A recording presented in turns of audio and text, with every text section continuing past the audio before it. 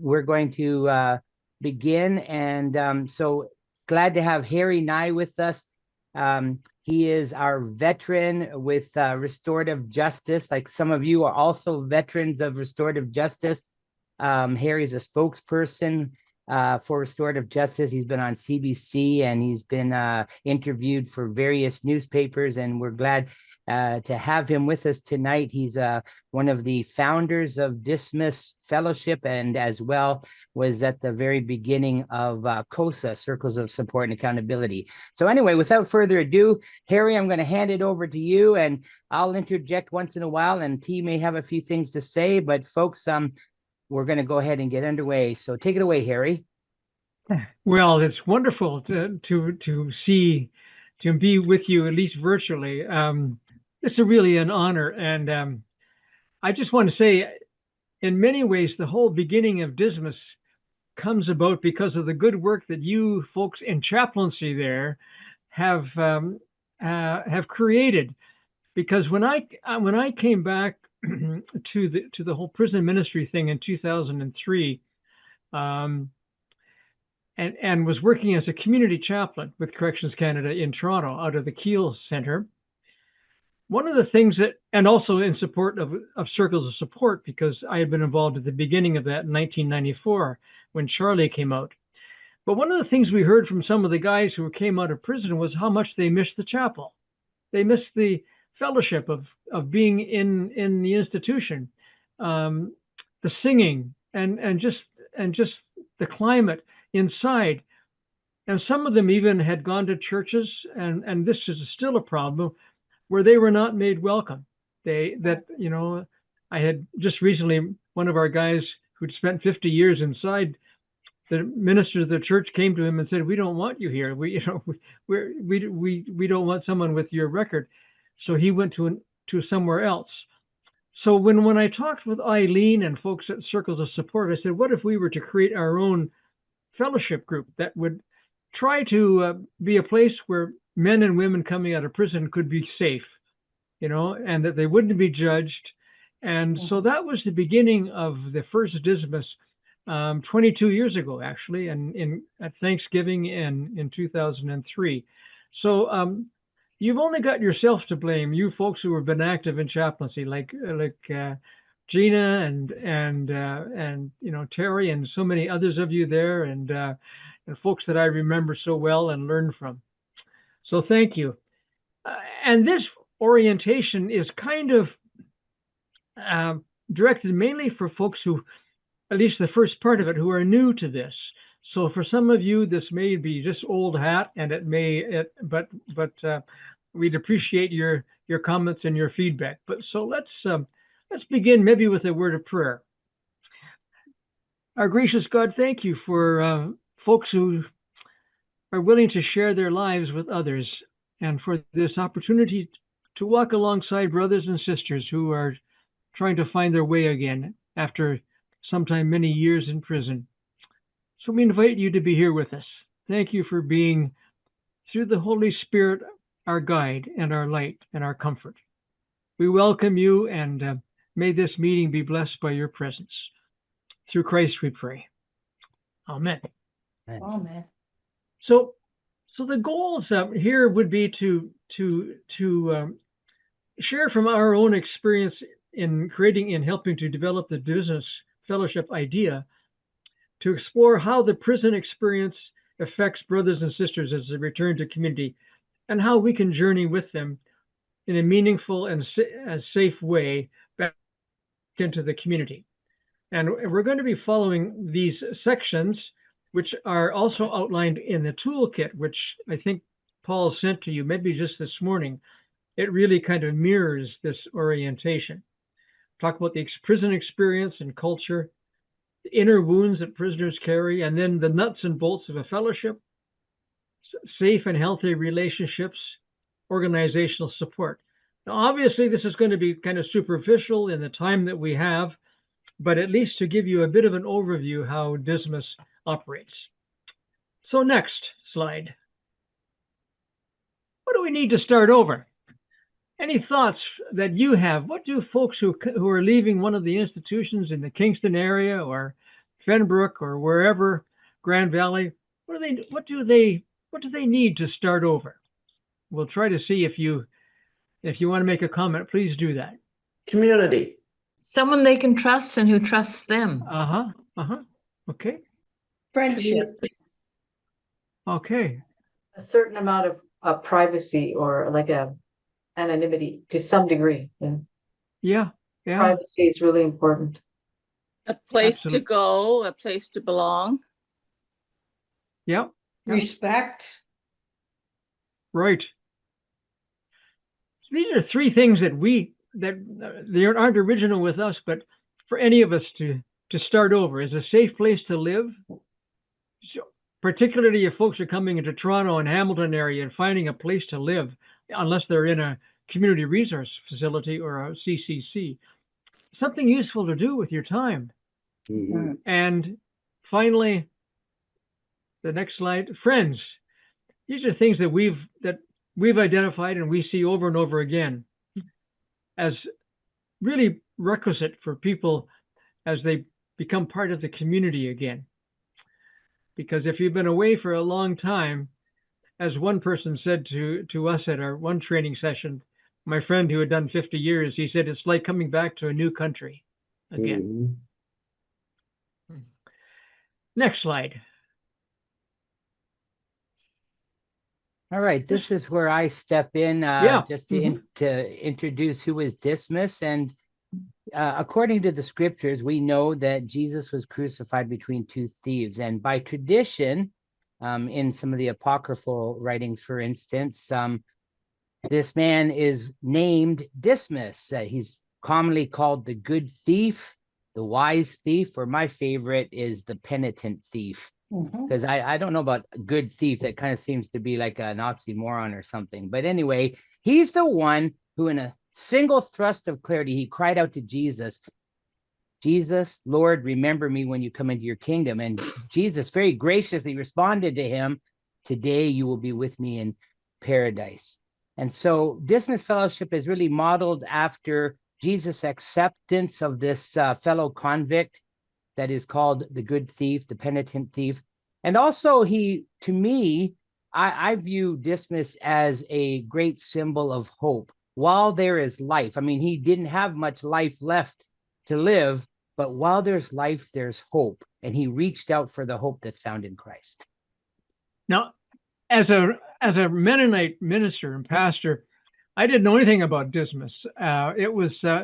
But I heard about Dismas through a colleague when I worked with M2W2, a Catholic sister, Connie Shaw. Did any of you know Connie? She worked at M2W2. Then she was a chaplain at Guelph Correctional Center, and she was the one who introduced me to Saint Dismas. And when we came to create a fellowship, we decided to name it after them, even though. You guys who are Catholics know all about St. Dismas. The rest of us are just learning. Next slide. Gets us into the first section, which is the prison experience and culture. And this is not going to be anything new to some of you. And feel free to jump in with your comments if you would like to. Next. In my experience, with first M2W2, which is where I met some of you early on, which was a program that we had, a one-to-one program linking volunteers with prisoners, first inside and then in the outside. It no longer exists in Ontario, but it does in BC. But one of the things that I observed was that prison is kind of three worlds in one. Maybe this is simplifying it too much, but certainly there's the world of the administration. There's which is the more or less the political role that reporting to the correctional officials in Ottawa or in the district. There's the world of the guards, which is the unionized part of the prison, and the world of the inmates. There's solidarity in each of these groups. There's solidarity among the guards who stick together. And who have each other's backs, and certainly there is within the inmate population, which is kind of torn between two different objects. first of all, to get out. How do I get out of here? What are the ways to get out? And so you curry favor through the programs and with your parole officer and so on to show that you have changed. But the other reality is to keep solid within the inmate population, and to not rat out another person, and to be solid. Is to be unfeeling. In a sense, it's to do your own time, which creates, I think, a situation of conflict between showing that you have done some change and also maintaining being solid within the population. So it's a place which actually promotes deception, I believe. The prison does, and it's what I have seen. And so it creates issues when people are released from prison. Any thoughts on that from any of you, that whether how accurate this is? Yeah. Harry, that's very accurate. Yes, in my experience. I was going to say, I just experienced it the other night. I haven't done stuff. I've started doing, being a volunteer, a chaplain volunteer. And one of the inmates, he's older, and he thinks he's very clever, and he's dropping that he helps. He's the right-hand man of Mariola, and he already says, "Oh, I heard that you're going to do such and such a program." And he's trying really hard to get out, and he's going about it in a kind of not realizing pushy, but trying to be subtle and deceptive way, And I'm too old for that. Like, he picked the wrong person. So I go, "Oh, yeah," and I just listen. But I realize that you feel it. You understand that it creates conflict with them. Yes. And so for those of us who may be new to this, we are kind of like walking into this blind. We're like a sheep and into a culture that we don't understand. We have to learn, right? Mm. And that persists even in the community afterwards. I mean, I saw that in the halfway house where my office was. The prison culture spills over. What's the next slide? And these are three short video segments that comes from a film, a documentary called A Hard Name by Alan Zweig, who interviewed a number of former prisoners, most of whom were people from Dismas who volunteered, and which illustrates, I think, some of the issues that we're talking about here in terms of the complexity of culture.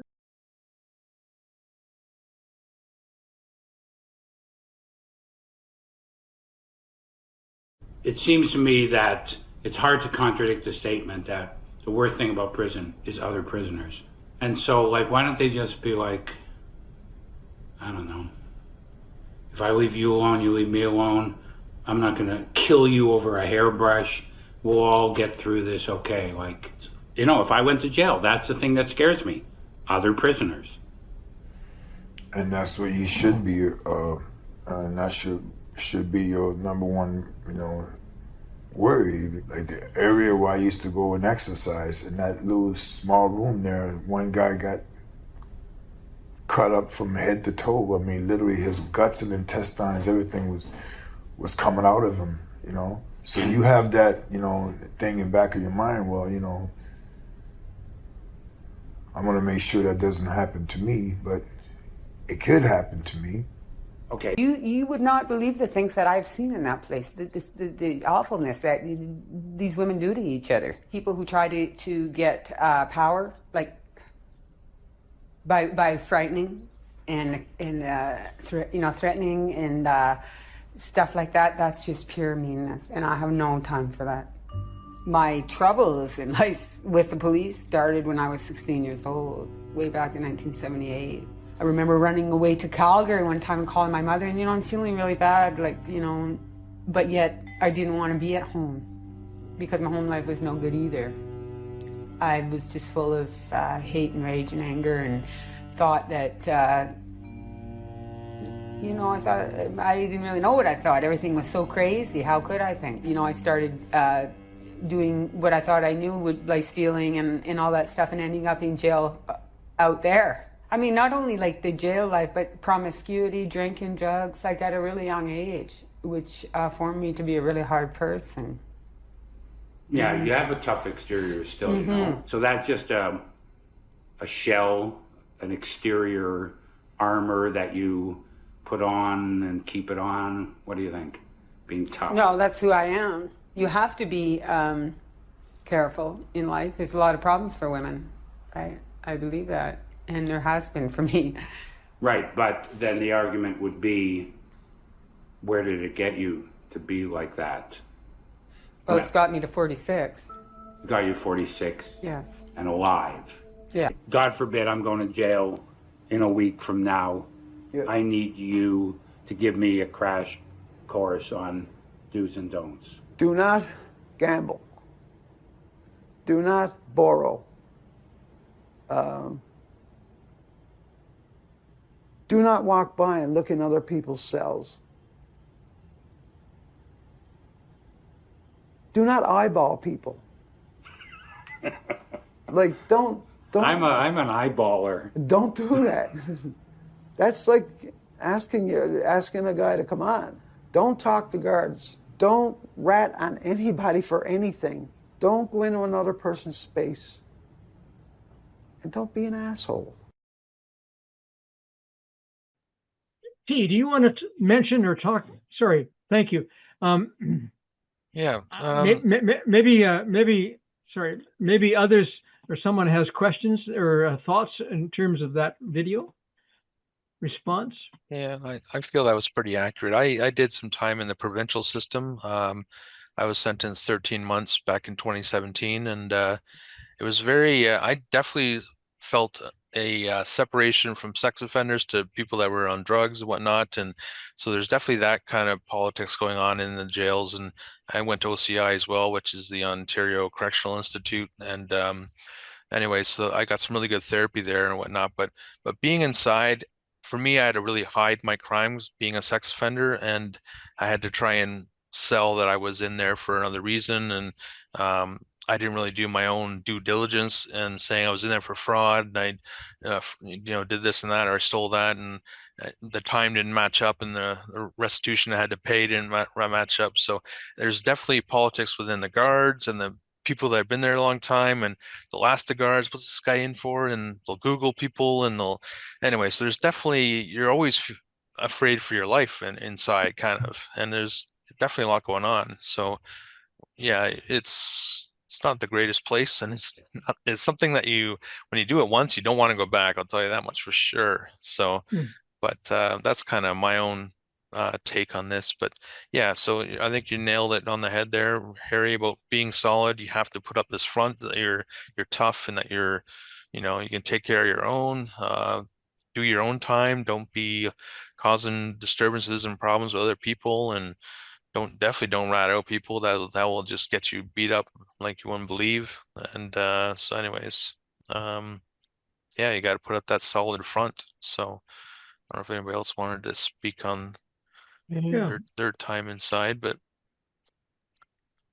any comments on that from anyone? Yeah, I agree with T. I did just under 5 years.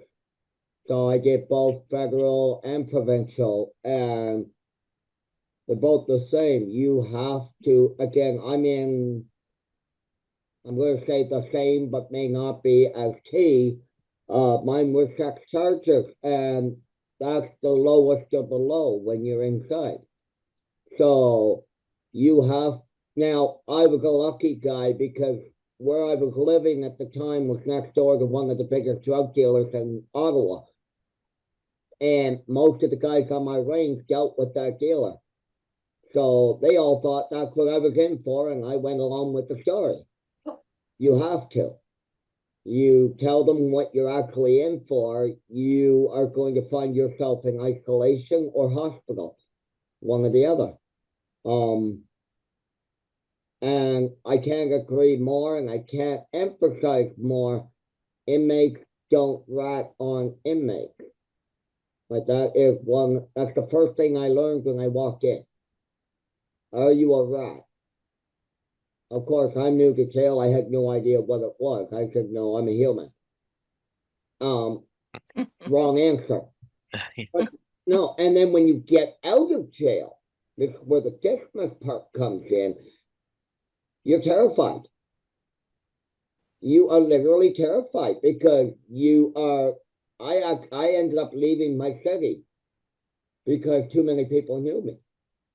And I had to come to a smaller town where people knew me, but not for the same reason. And you gotta literally start over. You gotta pretend that part don't exist anymore, and you are a new person. And that's why I jumped in both feet doing ministry work. Thanks, Eric. Appreciate your sharing that, you know. And any other comments or questions or thoughts?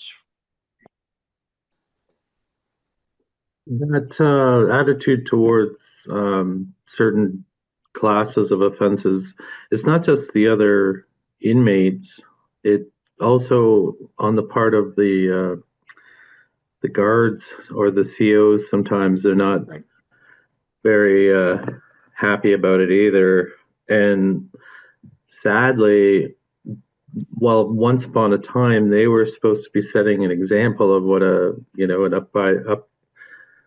upstanding citizen looks like on the inside, and but reinforcing those attitudes, just to me, it seems like you're doing it wrong. But and also they're there not to punish people, but to protect people from each other. So anyway, not blaming the guards.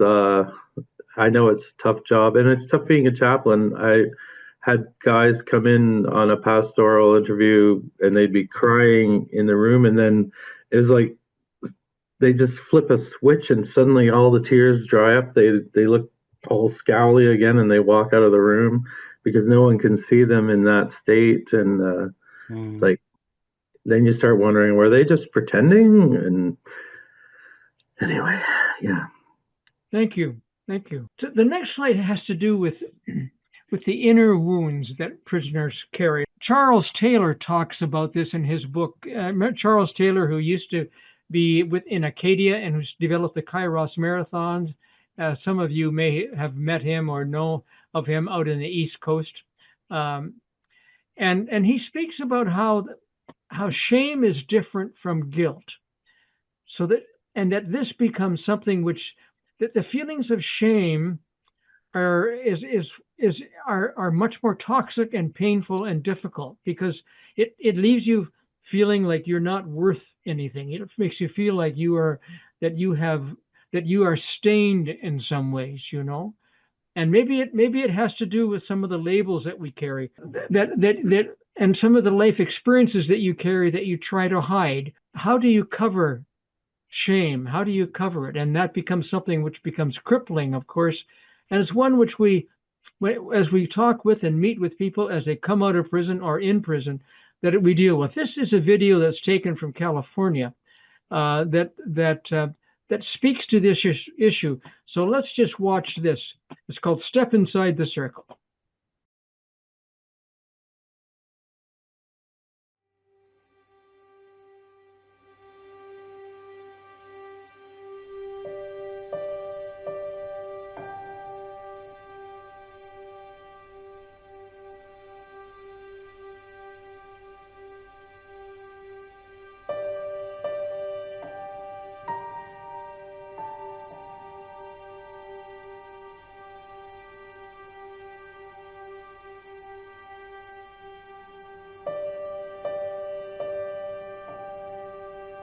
It's time now, everyone. We're gonna do the Compassion Trauma Circle. Is everyone ready to face their past with compassion? Is that a yes? Yeah. While you were growing up, during your first 18 years of life, if a parent or other adult in the household often or very often would swear at you, insult you, put you down, or humiliate you, step inside the circle. If a parent or other adult in the household often or very often pushed, grabbed, slapped, or threw something at you, step inside the circle. If a parent or other adult in the household often or very often ever hit you so hard that you had marks or were injured, step inside the circle. If you often felt that no one in your family loved you or thought you were important or special, step inside the circle. If your family lived in extreme poverty, step inside the circle. Step inside the circle. Step inside the circle. Step inside the circle.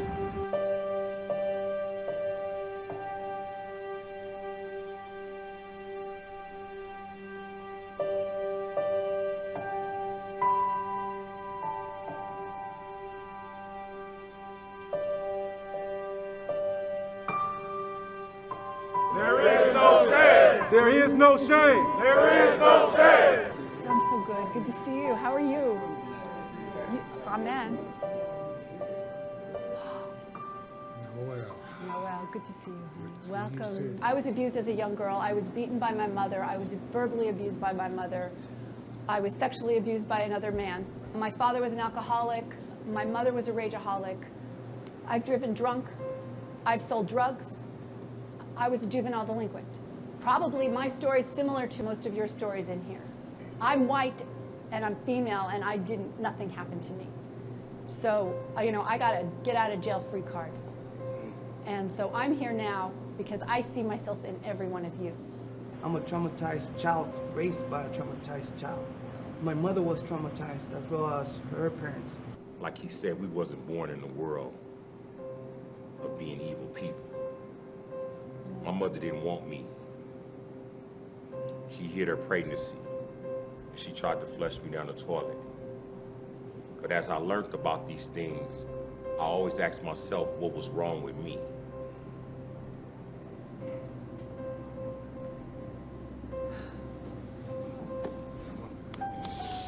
When I come to the circle and I see everybody else and she's reading off the questions and people stepping in further, and I look at my childhood and I'm like, a lot of these people in this yard are just like me.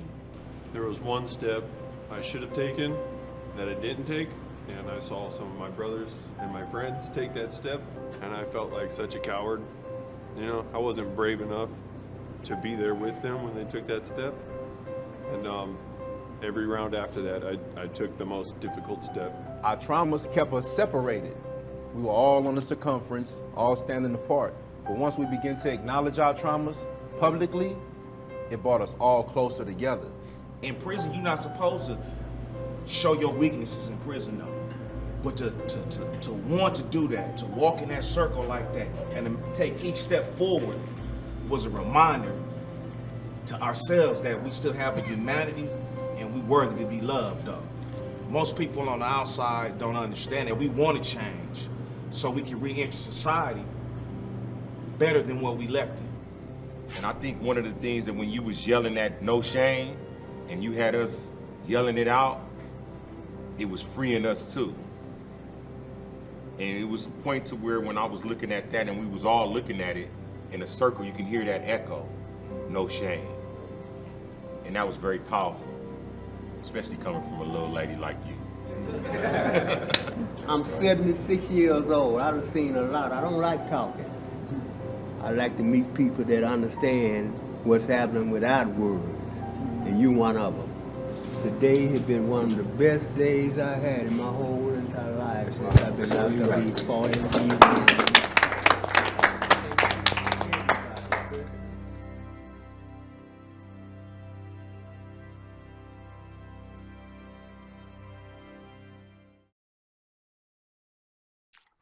For those of you who have worked inside or are going inside, did the Step Inside the Circle video, how did it resonate with you?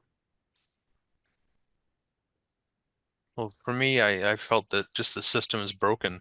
I mean, going to jail is definitely a punishment, but mean, there's better things to do. You do want to become a better person when you do leave the prison. So I just felt that video just kind of showed how sometimes, I mean, you don't want to make excuses for yourself, but it's definitely, there's a lot of psychology that goes around with why you did what you did. And I think it's important to understand why did you do the actions you did to break the law, and what can you do to be a better person. And so I think that's the lesson learned. And yeah, I don't like when I hear people talking about lock them up forever, or you're a sex offender, you have nothing but that. And I think you got to own your mistake. You got to learn from it and be a better person. And so I think that's the key. But anyways, that's really what I was thinking when I saw the video for the first time.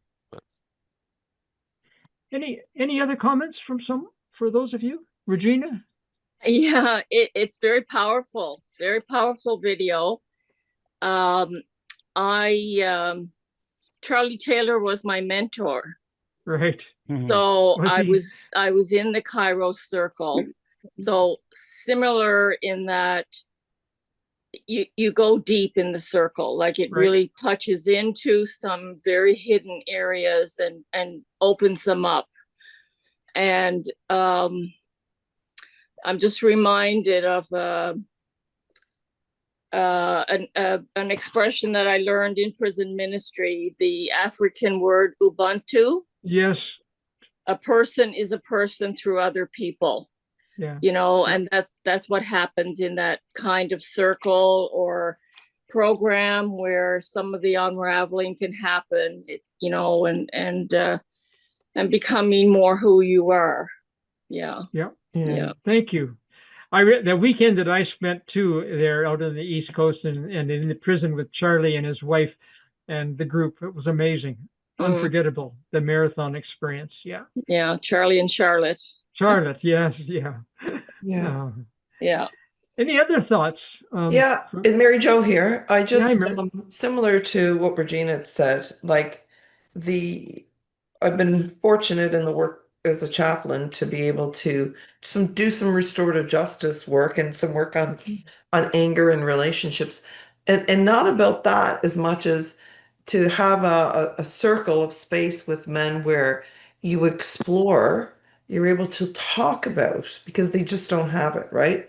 CSC is great at skill management about but not about the core root of just what you're talking about here.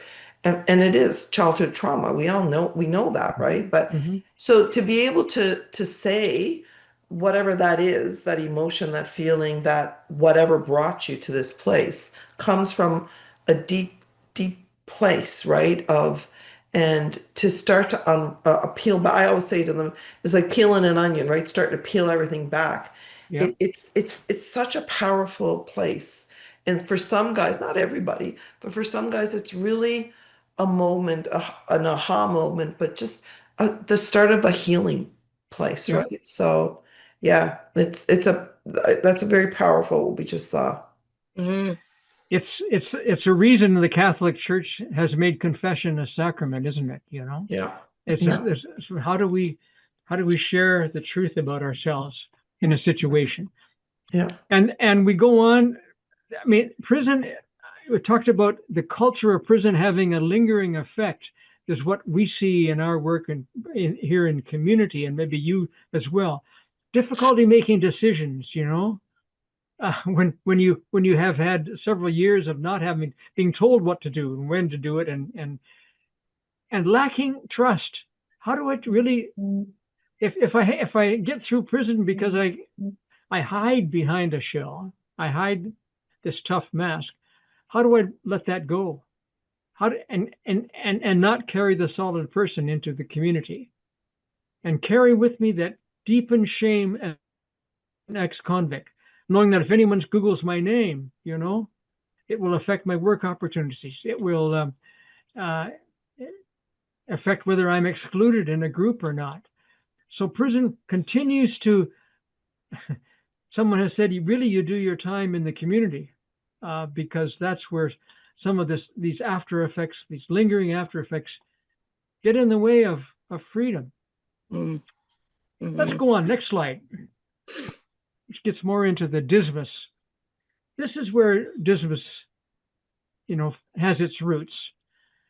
To provide a community of hope and acceptance. That was our vision, as I said when we began. A place where men and women could come and share a meal together and engage in a circle time. And we're going to show a video next, which takes us back into an early Toronto Dismas Fellowship meeting from our first group, which met in a Baptist church downtown Toronto. Let's show this video.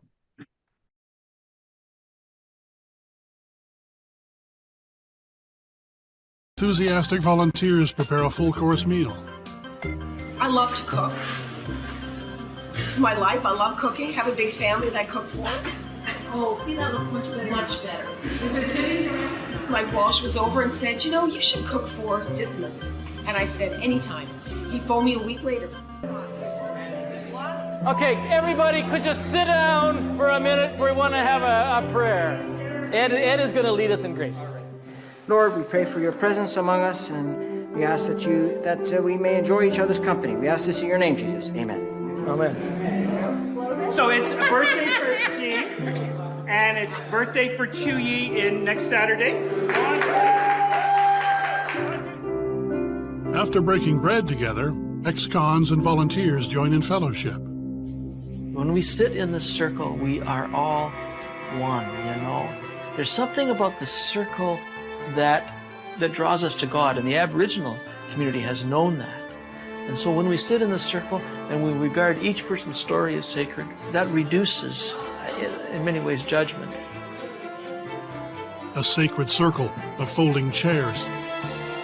What can possibly happen here tonight that will keep ex-prisoners from reoffending?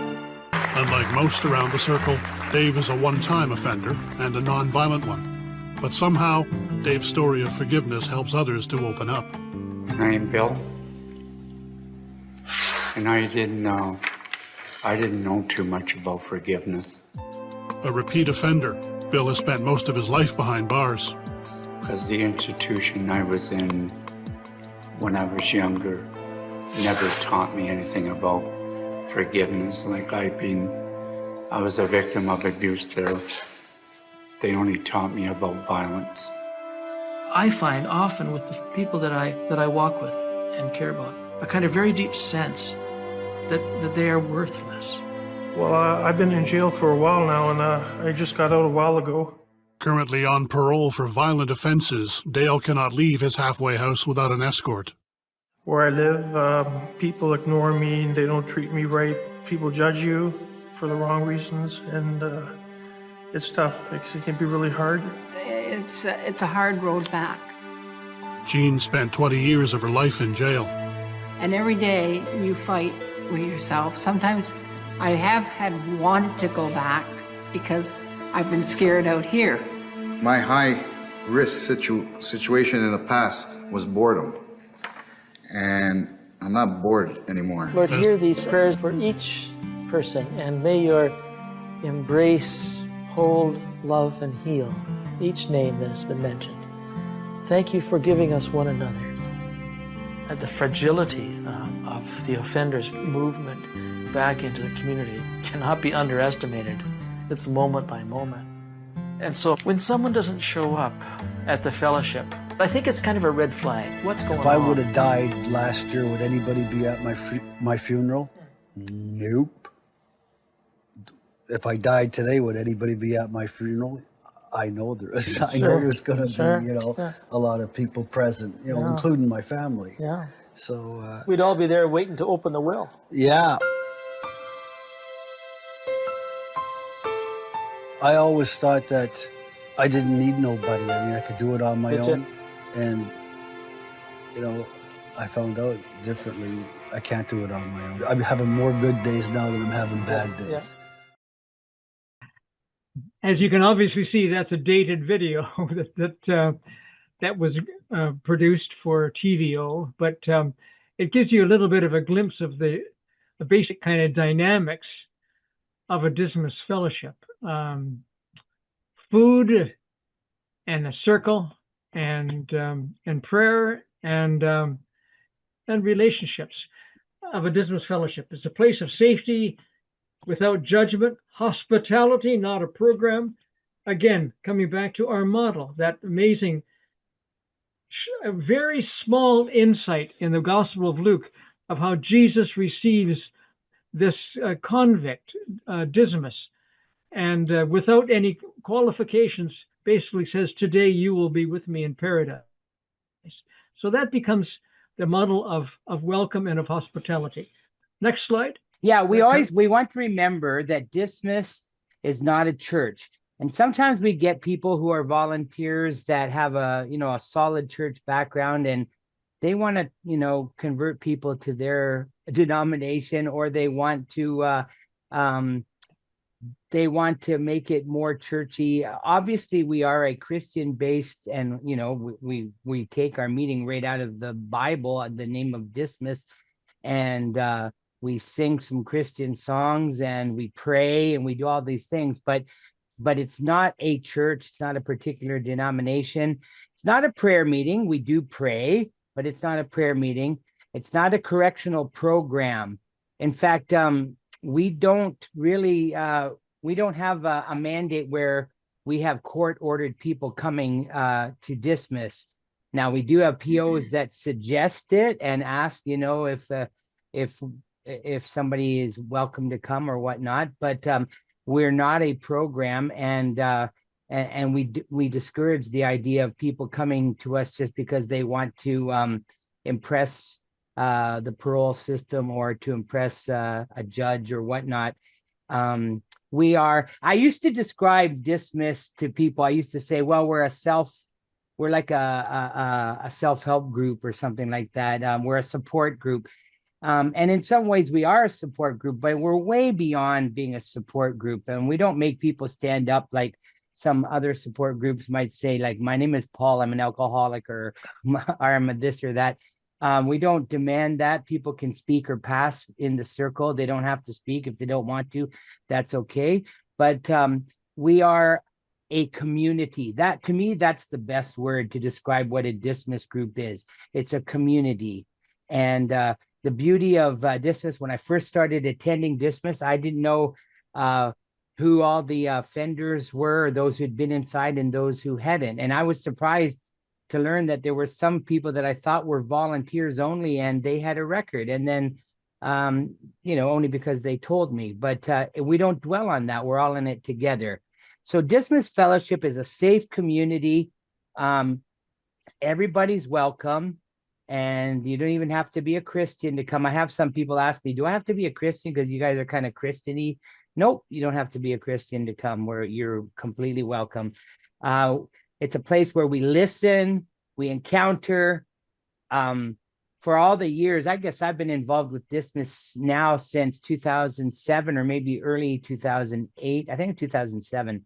And the friends that I have made, I've got many good friends, and I've seen such great camaraderies develop. And it's a place where we celebrate. In fact, we like to celebrate every time.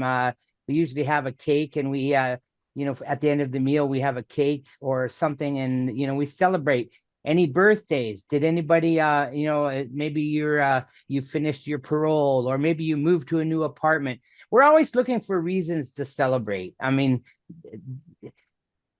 most of our community have had very little celebration in their lives, and we like them to feel special. And hey, look what you're doing. Look what you're doing. We love you and we celebrate you. By the way, that photo in the bottom corner, go back to that slide, of Mike Walsh. Some of you know Deacon Mike Walsh, who's been key. And it looks like people are dancing. Well, actually they are, because one of the favorite songs that the fellows imported from the experience from the chaplains when they were inside is "On the Wings of a Dove." That became one of the favorite songs, and then Mike developed this dance. So inviting every new person who was there, they form a circle as we all sang "On the Wings of a Dove." Now, most of that, I don't think we do that much anymore, but that's what that is about. And it's not obligatory. You don't have to have a dance if you don't want to. no, but it is a Excellent. favorite. It's still a favorite song. Yes. It is a favorite song. Yeah. Yeah. So basic guidelines. You want me to continue? Yes, please do. Yeah. We talked about some of this when Eileen Henderson and I came. We talked about some of this. We are fairly insistent, not fairly, we are insistent that it's for 18 years and older to keep everybody safe, just in case people do have conditions. And often there's somebody that has conditions. We don't want to single them out. So across the board, it's for 18 years or older. Name tags, usually just first name is sufficient. People are pretty suspicious about giving their full name, and sometimes that can even lead to problems. So it's okay just to have somebody's first name, or even if they have a nickname that they go by. We definitely talk about when people come into our fellowship that, look, you don't share phone numbers and emails and stuff, because somebody may have a condition that, there's a non-association. And I talked a little bit about that when I was with you, that it's kind of strange how they can be in a halfway house playing pool together, and they're allowed to come to Dismas and sit at the same table together. But if they walk down the street together, they can get breached. So it's kind of weird, but those are the rules. And I've seen a couple of times where somebody was sent back, was breached because they shared and they didn't tell their PO about a relationship they were forming, and phone numbers and emails being shared. We don't ask for details of crimes or how long they've been in prison. So unlike some other groups, it's not like a confession time, although we do have people that speak very openly. One of the things I love about T is he's so transparent when he's completely, because he wants other people to learn from the things he's gone through. And so sometimes people do mention things, but we certainly don't ask for any details, and we don't try to make people uncomfortable by saying that you have to share something about your history. If you want to talk to somebody, and then of course in circles of support and accountability, which is a different thing, but we do network with COSA, then in the circle, that's the time if somebody's in COSA for them to really get to their sharing of their past and their needs. Avoid lending money. That could be a big problem. I've had a few times where people ask me and I say, look, I just tell them I'm not allowed to. And I've helped get furniture and things for people, but for each other, especially, just like in jail, the fellow said in the video we watched, don't lend to other people and don't borrow from other people. Inside, it's the same application. And of course, when we meet, if you have anything that's of any value, we've never really had issues with it, but people who are suffering financially might be tempted if they see some bling bling lying around or a cell phone or something. And there's more of these guidelines in the toolkit that we sent to you in section 5. Right. And we'll talk a little bit more about this as we look at at some of the boundary issues. The next slide.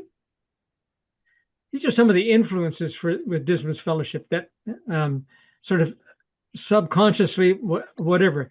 Obviously, this 12-step model, an AA of mutual sharing, of a circle of trust, but also, a fellowship meal that we are all familiar with from our faith traditions.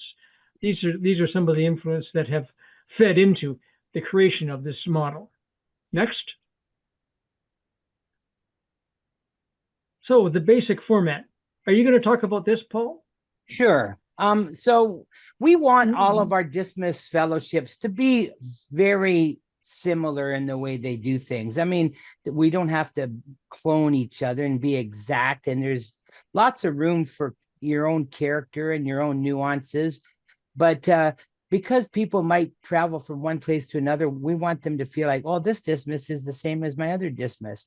So this is sort of a basic idea here. You may not, in some cases, like our newest Dismas in Niagara, they're not able to meet there at 3 because they're paying the church by the hour. And so they're trying to save money. So they arrive a bit later and do it very quickly with a lot of people. But basically, around 3 p.m., set up tables, make coffee, name tags, and in the case of like Hamilton, Dismas, we've got the cooks are usually there at 3:00, getting the vegetables chopped up and getting things like prepped up for the meal.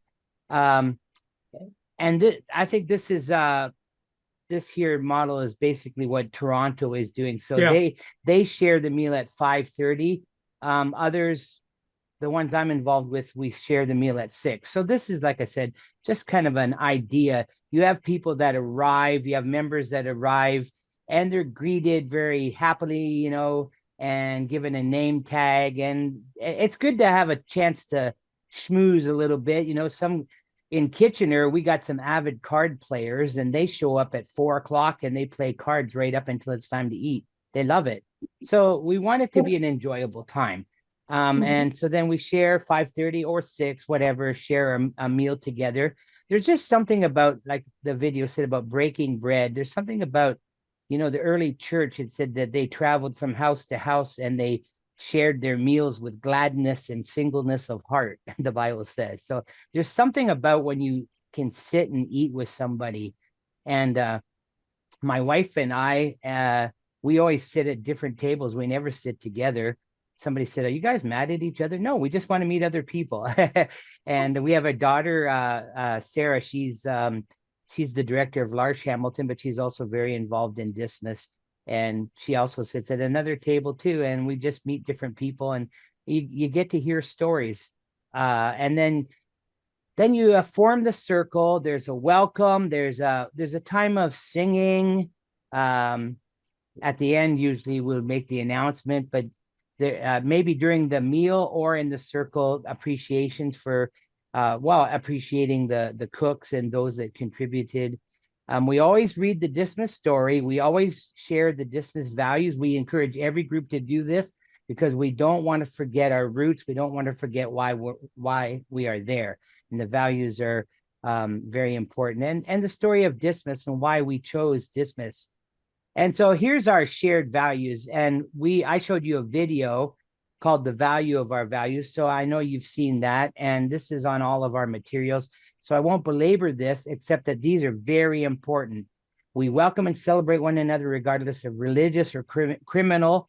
I'd like to add political convictions, knowing that we are all offenders. It wouldn't be good to put political in there because sometimes there's some arguments that, you know, political things, but we just welcome and celebrate each other. We encourage everybody to give in some way, cooking meals, setting, cleaning up, whatever way you can share, whatever you can give. If you don't have money, you can come a little early and set up tables, and that can be your contribution.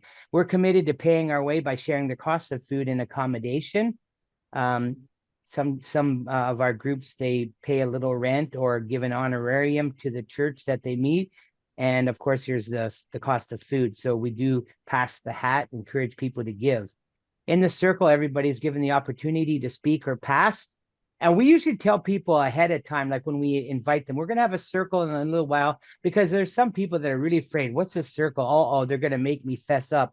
So it's like, hey, when this question is asked, it's the spiritual reflection question, you can speak, or if you don't want to say anything, that's fine. Just say pass, no problem.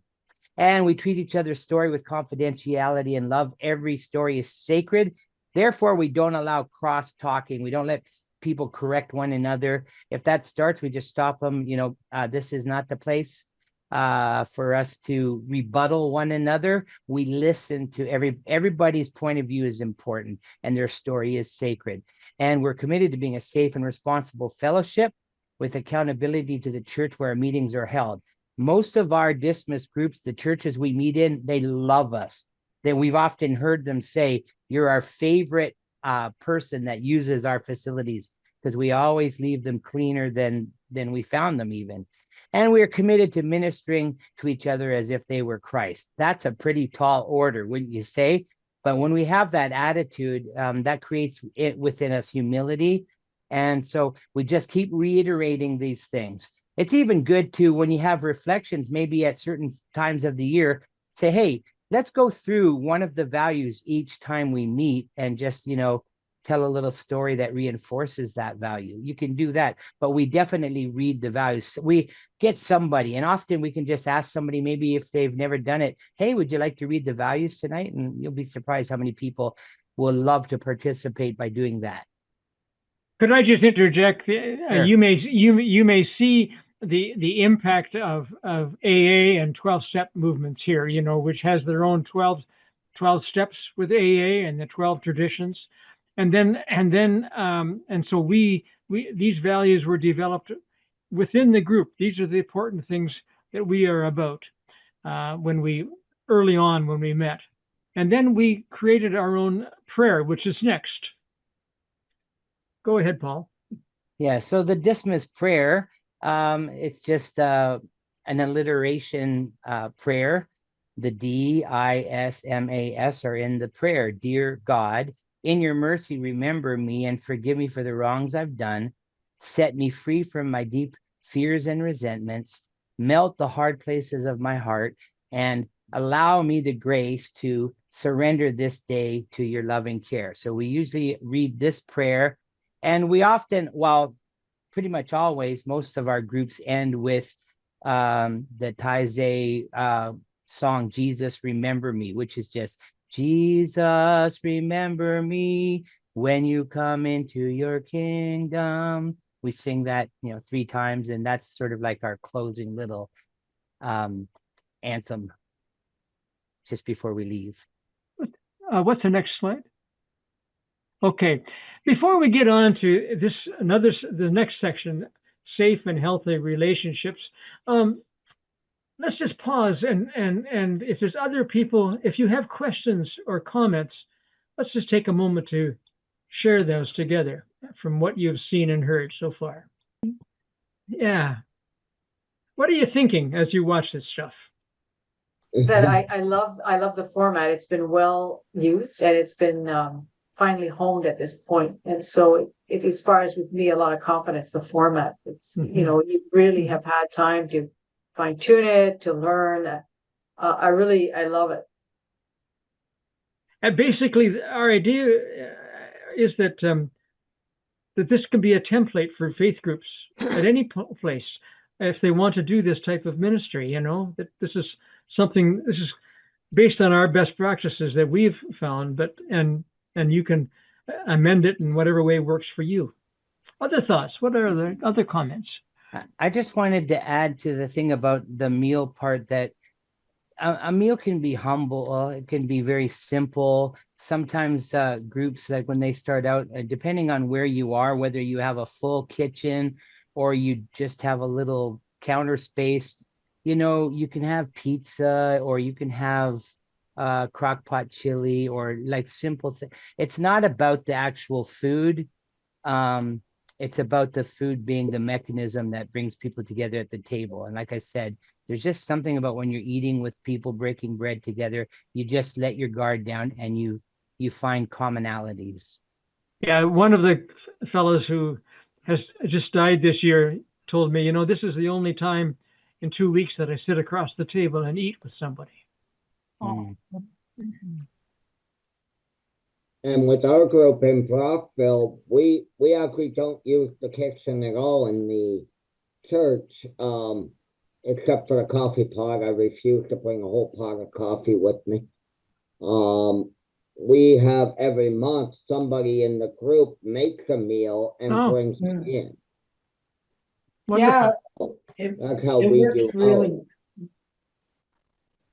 Because we actually, I can't get into our church until around 4:30 because they have other groups in there. And we're like, Paul, we have our meal at 6. And then when the Kingston group was with us, I think we were a little bit later leaving than normal because there was a few extras going on.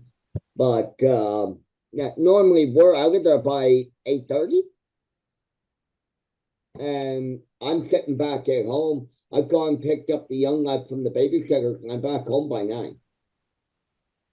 So, and then it also depends on how far you're traveling. I've got people that are traveling 45 minutes to an hour to come to our meeting. So we want to be done at a reasonable time. And then at the Kingston crew, they had a whole lot farther to drive than any of our guys did. Yeah, that was a great meeting that day. Okay. We enjoyed it. I catered the meal and I loved it. I love cooking, so it was great to make the meal. All right. Yeah. And we appreciated it. I've been there now for 7 years. I have never yet made a meal. Wow. But I do all the setup, all the tear down, all the email, all the work nobody else wants to do. I do all of that with my wife and one of the other lads, Barry, who I drive him back and forth, so he has no choice. It's either that or walk. And he helps out. We get everything done, and that way nobody has to hang around. They can get going, and we just finish it off at the end.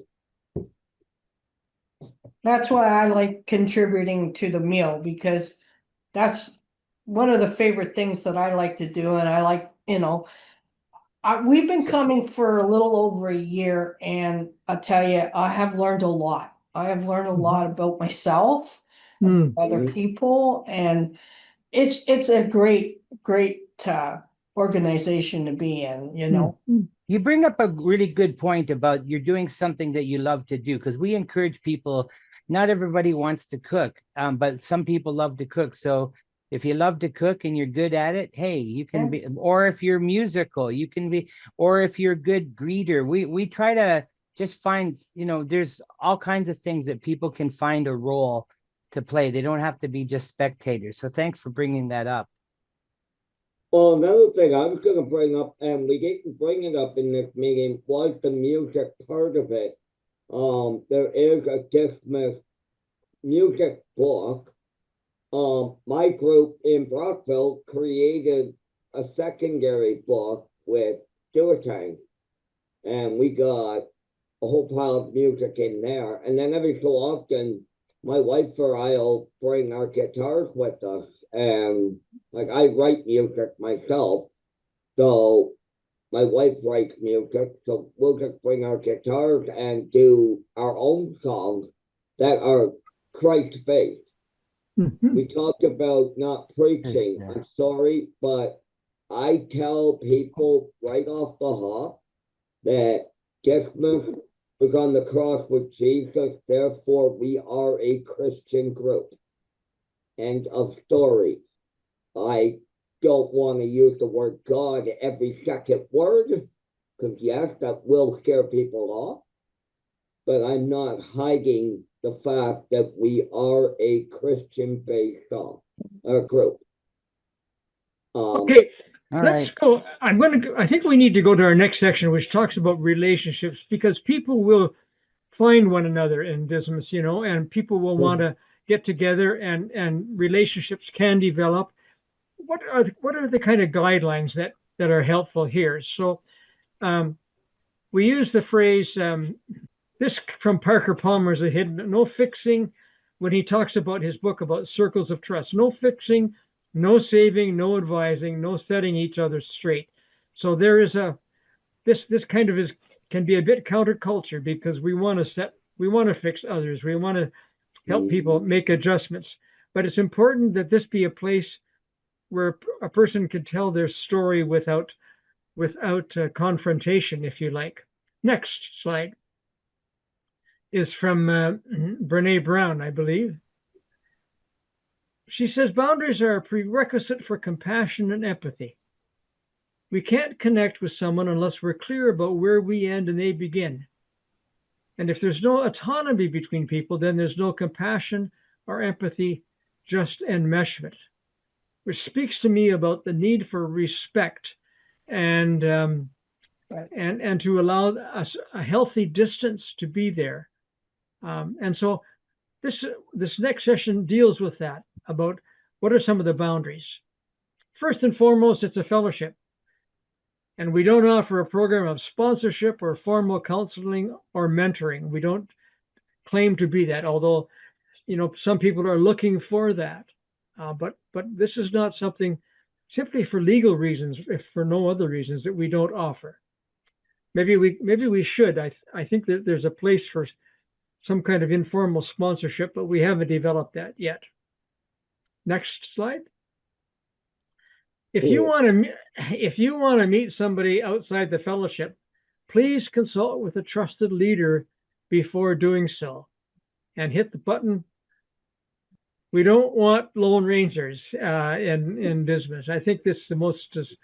That's where we get most in trouble, when people are stepping in on their, to help others without really consulting. Mhm. Where do we meet? Can they come to my home? If you want to meet somebody and you've talked with leadership and saying, is it okay if he and I get together for a coffee? We'd like to get together. Meet in a coffee shop or a public place. Open your home only when comfortable and after consulting with trusted leaders. Especially know any conditions involving children or other vulnerable persons. Mm-hmm. And if your friend is coming out of a halfway house, talk to the staff there about any conditions that there would be for him to come. You need to have clearance, of course, to take somebody and to escort them home. So do this cautiously, and as your relationships develops, these are some just general principles. Show up faithfully. Listen without judgment or advice, unless you're asked, of course. Allow him or her to tell you about past. Encourage. Keep showing up. That's what. That's some of the most important things. Even if you don't have answers, if you feel stuck, if you feel like it's not going anywhere, but keep showing up. Next. And what if we become more than friends? What if it could be wonderful or it could be disastrous? Dismas is not a dating service. Talk to one of the leaders so that it's out in the open. Again, we come back to that principle of being community. Don't go do this on your own. We've had people who went on to enter into marriage together. We've even had one of our couples, and many of our Dismas people were attendants at that wedding. But be careful, because this could create so many issues that are, and it's a principle of AA and other 12-step that it's not a dating service. Right. Harry, could I just mention, years ago, there was a fellow, and he was a good fellow and he was doing well. And at that time, we had some ladies from Grand Valley come to the Hamilton meeting. And I'm not going to mention any names or anything, but this guy and this girl from Grand Valley, a former inmate at Grand Valley, she was out. They kind of hit it off, and so they decided to have a coffee together, but he didn't divulge that information to his PO. And he was breached and he was sent back, and he was gone for a long time. So it's just not worth it. We always have to tell people, like, if they say, I'm becoming quite friendly with, have you talked to your PO? Are you cleared to do so? Next slide. If you receive unwanted advances or any harassing behavior, speak to Dismas leadership, where it will be dealt with directly and restoratively. So this can be, there can be misinterpretations in communications. So if you have questions about it, if you feel like that someone has read you wrong or is coming on too hard, share that so that it can be dealt with appropriately. Next, avoid becoming a landlord or an employer or a banker. It will almost always harm your friendship. If someone asks you for a loan, if you have the means by which to help out but do it as a gift, not as a loan, because that loan will get right in between you and the relationship. That's right. And the person will walk away. Or an employer or a banker. Mm-hmm. Work with organizations or work together if there's ways to do problem solving together, but avoid these dependent situations. Yeah. I had a fellow that was needing some help and was asking me if I could help him in some way. And I said, yes, I can help you, but I'm not going to help you with money. I took him to a debt consolidation place and they counseled him and he got back on track. Wow. Mm-hmm. Yeah. Next slide. What if I see my friend headed for trouble again? And you can see these guys are all headed for trouble. I tell you, these are some of our Dismas guys. This was at one of our parties. Each one of these guys has since passed on and so on. But if you see your friend heading for trouble, again, discuss your concerns. You may want to confront your friend honestly about what you see happening. But you are not a parole officer or a custodial official. And some people may choose to go back to prison, may choose maybe addiction or whatever carries them back into a cycle of crime again. But you are not overseeing him. You're not responsible for that. But to deal so, confront honestly and openly and so on. Okay. Okay. What about confidentiality? Mm-hmm. Guard the confidentiality of your conversations with your friend, and but do not reveal his or her name or details of the offenses to others. It may be tempting at times. You're in your church, you're in your fellowship, in your own social circle, and your friend's name comes up in the newspapers, for one reason. It might be tempting to say, I know him, and even use that as kind of a lever for conversation, but please don't, respect that person's confidentiality. And I don't know if you folks know this, but sometimes people are tempted to Google somebody's name. And when you do that, you make it even easier for that person to be found. It's like a stack of papers. And the more you choose one piece of paper and you put it on the top, it comes up quicker when people search for it. So I always discourage people, if you're wondering what somebody did and it's really bothering you, ask them. And if they don't tell you, then leave it at that. But don't Google them. Am I right, T? Yeah, definitely. That's why I call myself T-Man. That's not my real name. It's not T, but I'm thinking of changing my name to T. But anyways. If you receive, however, information that could result in self-harm or harm to others, you will need to discuss this information again with leadership immediately. Do not allow another's crisis to become your crisis. If an individual says, don't tell anyone about this, or can I tell you about this? Then it likely points to the fact of manipulation. Mm-hmm.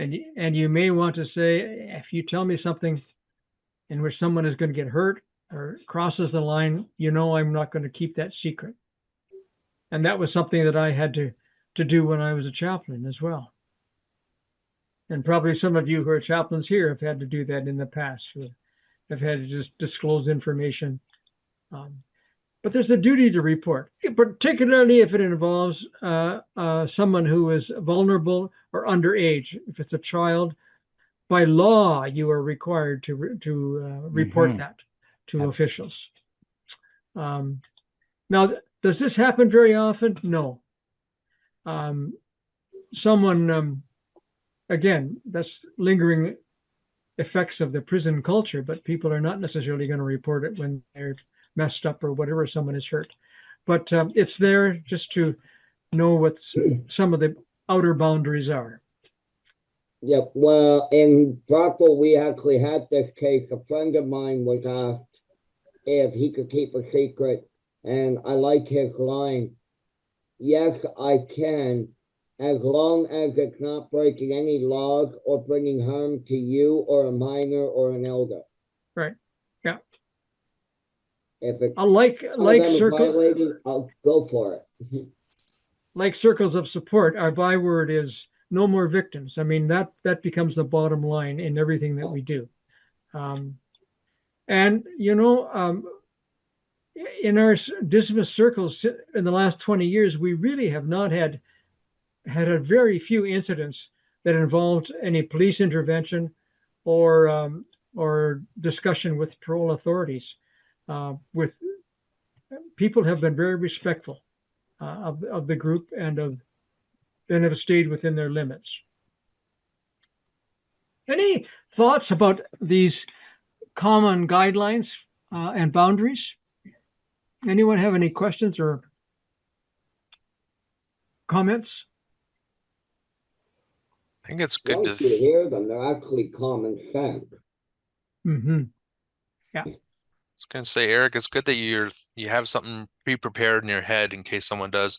It's always good to pre-think these things before, so you're not put on the spot. You know, it's like it's really good that you fortunate or unfortunate, we've been there, so we know the name of the game. But I've had to tell my volunteers what to do because the only thing they know about inmates is the brick wall on the outside of the jail. They have no idea. A few of you have seen my video I did when I did my testimony thing at my Dismas, and I'm like, if you don't know, you don't know, but you need to know what you're volunteering for. So yeah. Anyone else? Then let's go to the next slide, which is the next section really is, and well, no, not really. These are the various places now. We began in Toronto in 2003, the first one, and then right now we have others who have picked up on this template and have created their own circles or their own Dismas fellowships in these locations throughout the province. We're really looking forward to seeing the Kingston location develop.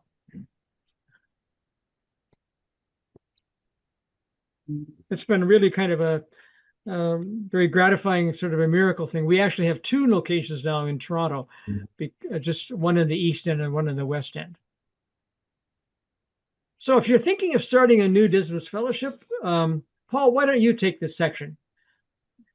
Sure. These are some steps that you can take, and I think you folks have already undertaken some of these, but you look for community support because the Dismas program or Dismas Fellowship should not be just one group of people. It's better to have some diversity and investment in different places. So Canvas community support, definitely finding a place to meet, to host meetings. Most of the time, do we have anybody right now? I don't think we don't have anybody that's not meeting in a church right now. I think we have had before where they were meeting maybe in a building. A community center can be problematic because some people are prohibited from being in a community center, even if it's not being attended by anybody else. So anyway, very thankful that the church in Kingston, St. Joseph, has offered. Once the renovation, I understand the renovation is going to go probably, Mary Jo, you could give us more about that. But I think you said till January, is that right? But that's the hope. Yeah. Yeah, that's the hope. Yeah, the hope. Because you never know. Actually, they're doing their expansion. It's not that big an expansion, and it's really coming along. So I think they'll be on track. So yeah. Nice. And if we need to, and we'll obviously have a meeting next week or the next week or two, our group, but we can have it at the Archdiocese, which is right in the same parking lot across. We can use one of our rooms till we fantastic. Yeah. So that's part of the battle, is finding a church. Like I've been involved in that it's not an easy task to find a church that's willing. A lot of them have so many other programs going on. And of course, ideally, you don't want it to be at a time when there's like any kind of a youth or children's meetings or activities. You want it to be, you know, a safe place for everybody. So a difficult thing. Create a board of directors, or as we talked about in our meeting, at least a steering committee, where you can just kind of plan things out. You know, what's our next meeting?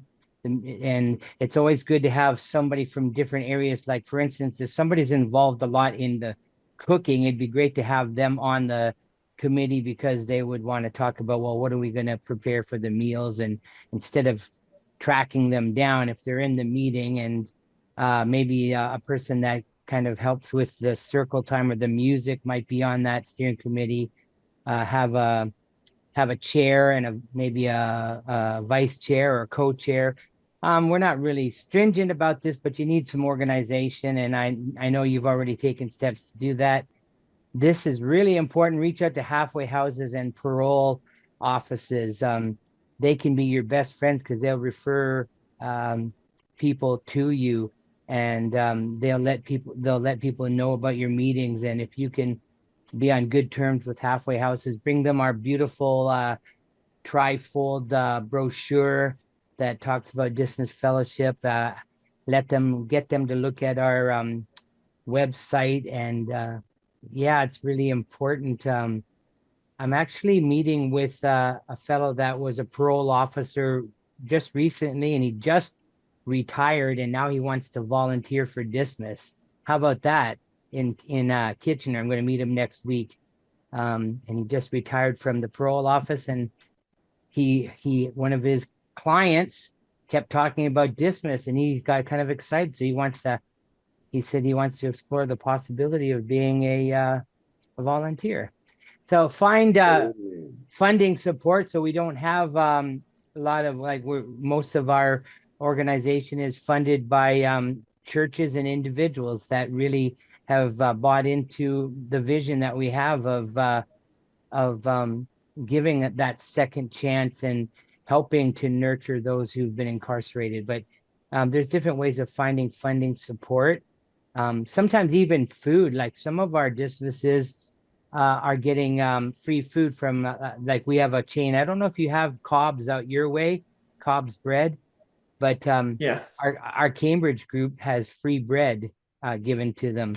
And that makes that really helps. And you know, you might get, and if there's any issues with it, Friends of Dismas is our umbrella that is the charitable status umbrella for Dismas fellowships. So if you need a letter from Friends of Dismas, they will happily endorse, you know, anything that you're seeking on a local level. And we are looking at also trying to get some grants and things. We've had grants before. Catholic Charities has supported us in the past, and there's other groups that have. But for by and large, it's just generous donors, individuals, and churches.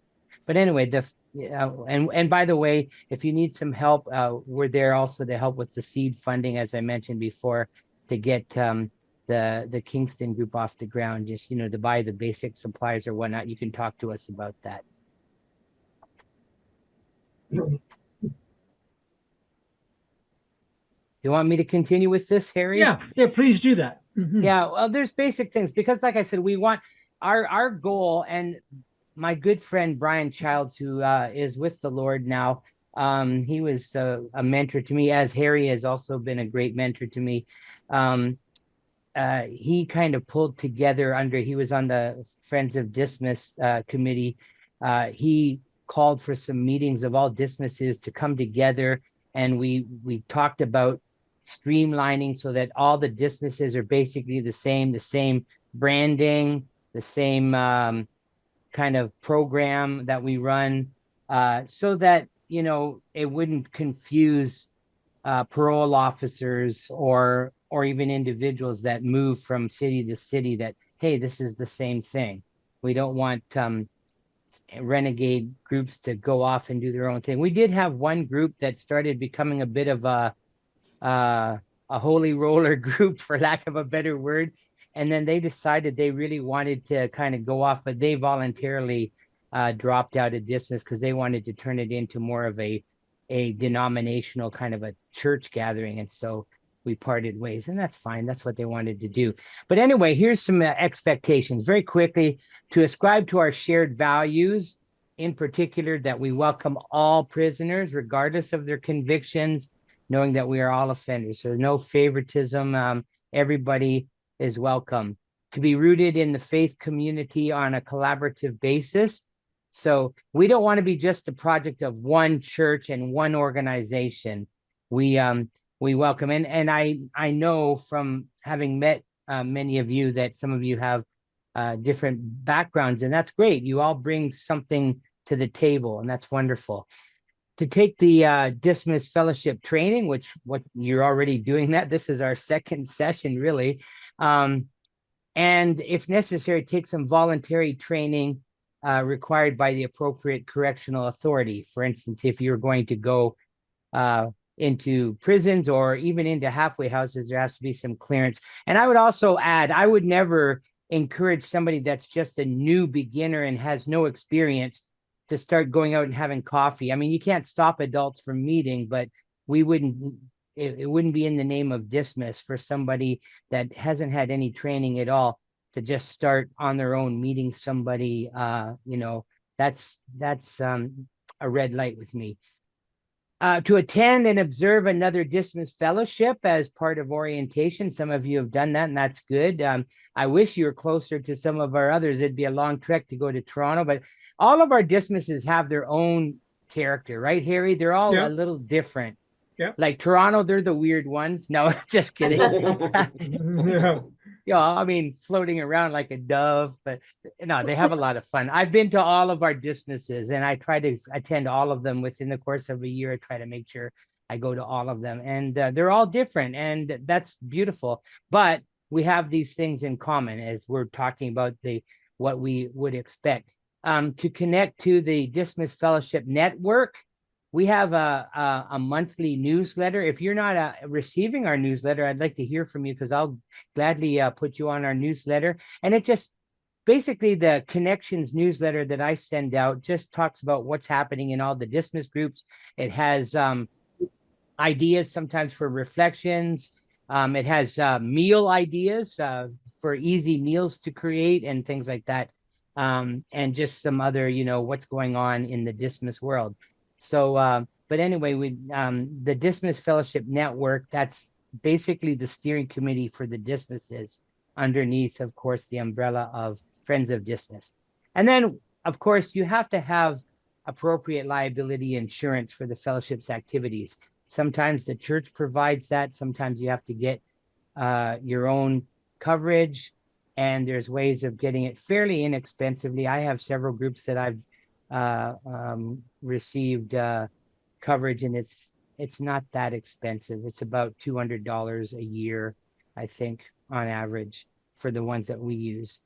Broker Force is an insurance broker that helps us, called Sanctuary Plus. It's sort of like a Christian thing. But anyway, these are our basic expectations, and we even have a little thing, you'll see it in the toolkit, where we get your church to sign off that you agree with these expectations, that you want to be a Dismas. It's not like we're trying to clone or make everybody exactly the same. No, we encourage you to develop your own ambience and your own character and environment, but we want to be, there for a Dismas. We're not there for partisan reasons or to veer off in different directions. And so these are just basic, I think, common sense expectations that we have. Any questions about these?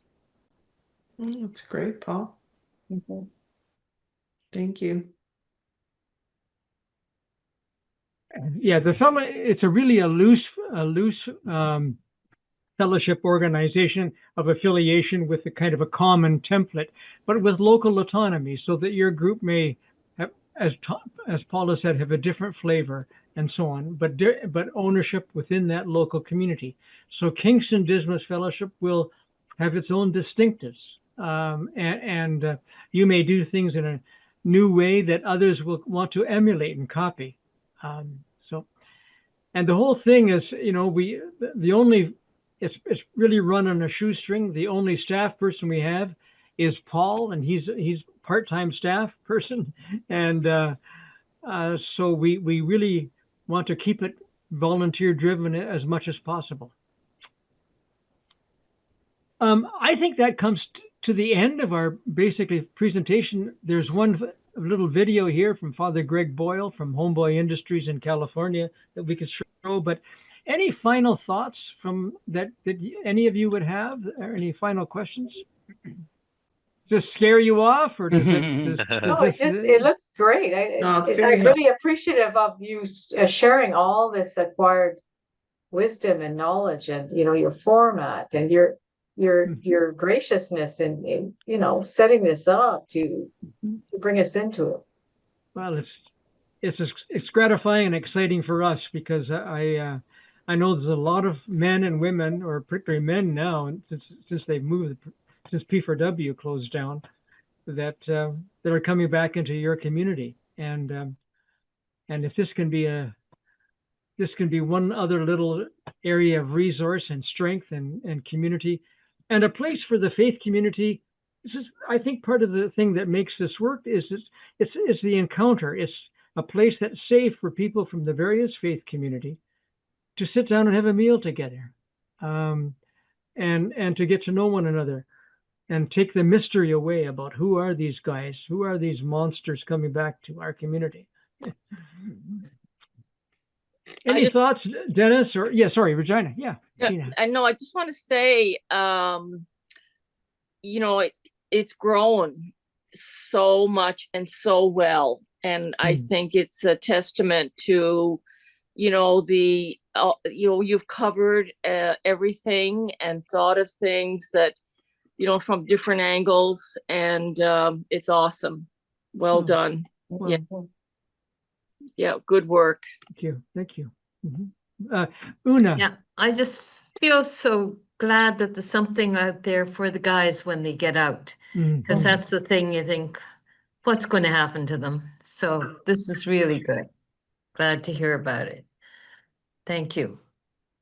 At our last meeting in the Toronto West group a couple of weeks ago, one of our guys who's been a longtime member of COSA and Dismas, he's nearing the end of his sentence, but it was his birthday. And he picked up his own Costco cake and brought it to the group so that we could make sure that we could celebrate it, And Wow. He sees this as his family. Wow, beautiful. That is beautiful. Yeah, we do a thing on Monday nights, and it's for men, and it's condition friendly, meaning we ensure there's no vulnerable people or right and women, actually, which is different because I didn't notice that about Dismas, but it's guys from the church or the community, and it's fellows coming out from one of the prisons. And I'm thinking, when we used to do this back in the old days, it was for anybody who was just adjacent or had been in prison or whatever, and then civilians. And it worked, but I always felt a little uneasy about it. And not to say we wouldn't have people that are former prisoners coming to the one we do now, but what we're really focused on people on an ETA, and our discussions are focused on life inside, more or less. Well, that's what the guys want to talk about. So at first I was thinking, well, we're already doing this here in Kingston, but we're not technically doing it, because there should be another group that's focused on people that are putting prison behind them, but for whatever reason want to keep that community. Because you're right, one of the biggest problems when people come out, well, after you solve housing, is that lack of status or friendship. People are used to having people around all the time, and then now they're off on their own and no one wants to talk to them, and they're worried that maybe they're not allowed to have a friendship or a relationship, or maybe they're technically not unless it's sanctioned by the PO. So yeah, I love this idea, and I do like that you've standardized it, because that's what I'm seeing here, is that you're kind of building standards in, and there are best practices I can recognize from other groups as well, especially the relationship stuff. I think AA goes as far as to say, like, they talk about the 13th step, and it's kind of an inside joke about how people tend to want to hook up after they go through the 12 steps. They discourage that. It happens, yeah. And the not fixing each other, because I find the best way to hide from your own problems is to try to fix somebody else's problems. Yeah, that's so well we try to really be on top of that sort of stuff. So like in groups like CR, Celebrate Recovery, is really big on that. So yeah, no, I love what you guys have shared here, and I recognize the guy from one of the videos. Lots of funny stories with him, actually. And I think Terry would have recognized him too. And if you're wondering, I've heard he's doing well, and he's actually a free person now, but it took a lot of interventions and medication and everything else for that to happen. And a lot of love was poured into this guy too along the way. Beautiful. Anyway, Beautiful. Yeah. Anyway, don't ask me to talk, because I'll just go on and on. Well, that's really, I really appreciate that feedback. That's really helpful from you and all of you. And well, you guys have all been responsible for creating the climate out of which this is born by creating in your chaplaincy programs and in your chapel services a place where people can know that they are loved and welcomed and belong, and that continue in the community. That's what that's what many people are seeking when they come out. Isolation is just a killer, and the loneliness is a killer. We find here in our big cities, particularly. Well, let's listen, just watch it for a short inspiration from Father Greg Boyle. You may have seen this before, but he and his work with Homeboy Industries, and then we will wrap up. She said to me once, I wish you would just kill yourself. You're such a burden to me. He said, I think I was 9 when my mom drove me down to the deepest part of Baja California. And she walks me up to an orphanage, and she knocks on the door, and the guy comes to the door, and she says, I found this kid. And she left me there for 90 days until my grandmother could get out of her where she had dumped me, and my grandmother came and rescued me. My mom beat me every single day of my elementary school years with things you could imagine and a lot of things you couldn't. Every day my back was bloodied and scarred. In fact, I had to wear 3 t-shirts to school each day. First t-shirt because the blood would seep through, and second t-shirt you could still see it.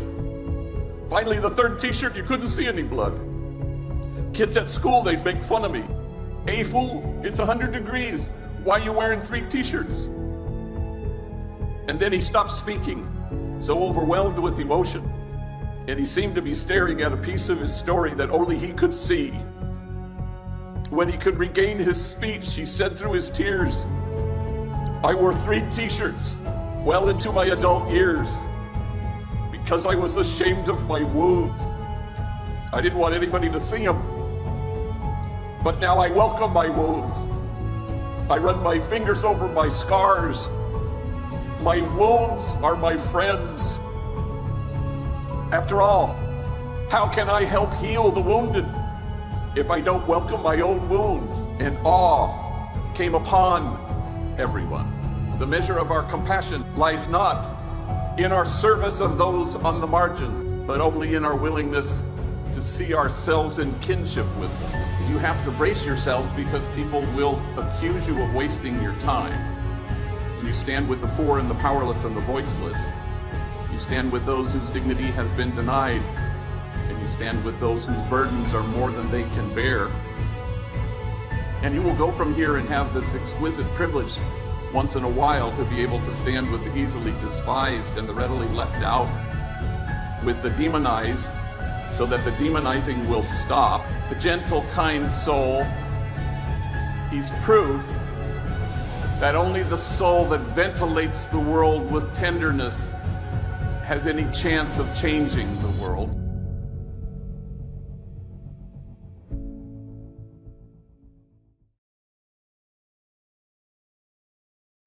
His famous quote, we imagine with God a circle of compassion, that nobody is standing outside that circle. A few of us went down to Homeboy Industries and saw what they are doing. It's an amazing place in Los Angeles with gang members. And he reminds us that, comes back to the very basics, that we're not there to fix things, but to stand in kinship, just as Jesus did, really, with us, and welcomes us into himself. So, folks, thank you. What a privilege it's been to spend an evening with you, and looking forward to coming, maybe, and joining you in fellowship once the group gets going, if you're able to do that. Thank you, Harry. It's powerful. That was Thank awesome. you very much. It was great. Yeah, you're welcome. Thank you. Thank you. All right. Harry, Thanks, would you Paul. mind if I just said a brief Please, blessing? yeah, please, Paul. All right. Well, I just want to say my favorite Aaronic blessing over all of you, and thank you so much. 2 hours is a long time, and it went very quickly for me, but I hope it did for you. But let's just let me just bless you from God's word. The Lord bless you and keep you. The Lord make his face shine upon you and be gracious to you. The Lord lift his countenance upon you and give you peace. Amen. Amen. Amen. Amen. Amen. All right. Amen. Thank you, Paul. Thanks, Eric. Thank you, Thanks, Harry. Steve. Thanks, everybody. Thank Yeah. you. Here Thank tonight. you, That was guys. awesome. God bless. And we're just a call away or an email away. If you need anything, Yeah. let us know, okay? All Yeah. right. Take care, Take care now. everybody. Good night now. Blessings. Good night. Good night. Bye. Thanks, Good Mary night, Jo. everyone. Good night, Harry. Good night, folks. Thank you. Good to see you again. Yes, indeed. Thank you.